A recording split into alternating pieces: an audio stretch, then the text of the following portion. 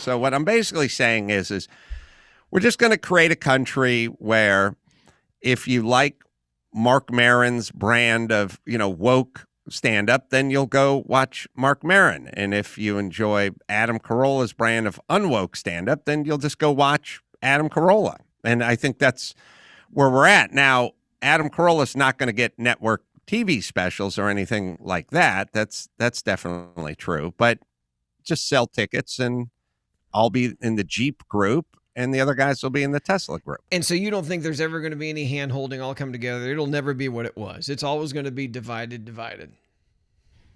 Well, I mean, if you just kind of follow the, rough estimates or the bar graph or whatever it is, 4 or 5 months ago, the country basically said, if we get rid of Trump, we can come together. Okay. And that was kind of the sales pitch. And we got rid of Trump and we've gotten further apart. Sure. So I don't see any signs that we're coming together. I've always said that the beginning of this problem came with and I'm sure you've said something like this as well. It's when the smartphones got, everybody got one. And so everybody had a platform and you used to be able to, be upset about something and you could yell about it with your family or some close neighbors. And then that was about it. But now everybody has a platform and a say-so, and they think they're important, and they're not. But because they have a phone and they can make a noise, now they are. Yeah, I mean, there's definitely that. The smartphone has unleashed the hidden narcissist, which we'd had tamped down pretty well as far as the society goes, and it's just awoken the sleeping narcissist in everyone. Yeah, it's like, I have kids, little boys now. They're 5.5-year-old twins, and I don't think anything's changed. My girls are now all grown women, but they loved having their picture taken when they were little. They loved watching videos. I remember, I had films of myself when I was a little kid, and for some reason, a little kid loves watching himself on whatever it is. You're fascinated with your younger self, and to me, that's where this is all gone. We've all turned into little children where we're constantly taking pictures of ourselves and constantly videotaping ourselves, and we think everyone else cares. And a handful of morons do. Yeah, it's definitely, it is. It's brought out, the technology has brought out the childlike narcissism in everyone. You wonder if Steve Jobs saw this coming. I hope he didn't, and I assume, I don't know who could have, honestly.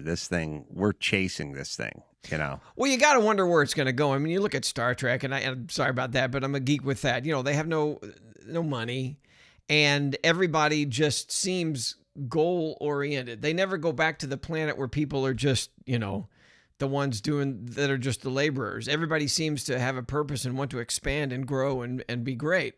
And that just seems even more of a fantasy at this point, right? Yeah, it's also kind of the waning and maybe death of religion. There used to be a higher power than you. There used to be, the country used to be fairly religious, and so you weren't Christ. Christ was Christ, and you'd look to something outside of you. By definition, religion is there's something bigger than you. You're not bigger than it is. And as religion goes away and as the country turns a little more toward atheist and agnostic, this is bound to crop up. I would argue that probably most of this, or the lion's share of this, is coming from people that are not religious people. I'm not a religious person either. I'm just observing what's going on. Well, I was brought up in a Christian home, and then you're taught that other people come first and you're second, right? And you do to other people what you would like to be done back to you, and that to me is the saddest part of all this, is that we put ourselves so first and number one that it's tough to even find people that are anywhere close to that now, that are in the news.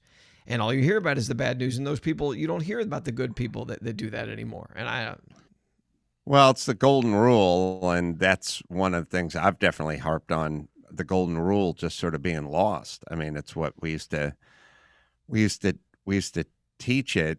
Funny, quite a long time ago.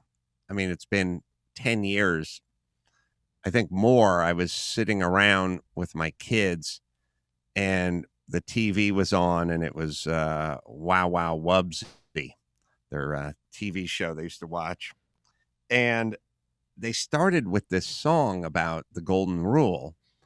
And it was like, you don't have to impress people. You don't have to do this. You don't have to do that. Remember the golden rule, be yourself and you'll be cool. Everyone will love you. And I was like, that's not the golden rule. No, that's It's like the opposite.